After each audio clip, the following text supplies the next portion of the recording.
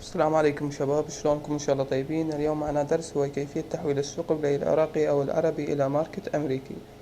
أول شي نحتاج إلى تطبيق، اسم التطبيق بالسايفون موجود بالسوق بلاي. نضغط إلى السوق بلاي، نبحث عن اسم التطبيق بالسايفون.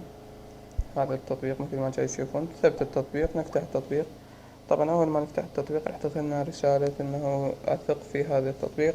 نضع عليه علامة الصح ونضغط على موافق، ثم ندعه يحمل. مثل ما تشاهدون ننتظر إلى تحويل هذه العلامة زرقاء. مثل ما تشاهدون تم تحويل العلامة، ظهرت لنا الشاشة البيضاء.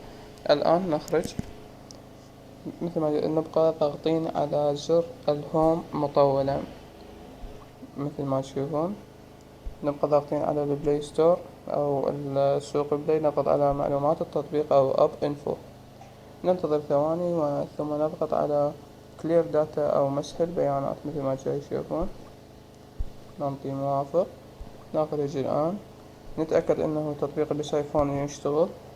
ندخل إلى السوق بلاي وننتظر ثواني حتى ما تظهر لنا رسالة تأكيد قبول، يعني الشروط الماركت الأمريكي. طبعا ما تتأخر من 15 إلى 20 ثانية حسب الإنترنت. هذه الرسالة نضغط على موافق.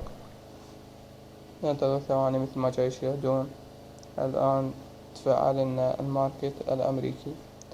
طبعا لتقوية سرعة الإنترنت نقطع اتصال بسايفون، نضغط على قطع الاتصال أو ديسكونكت. الآن عندك ماركت أمريكي بقوة الإنترنت الموجودة عندك.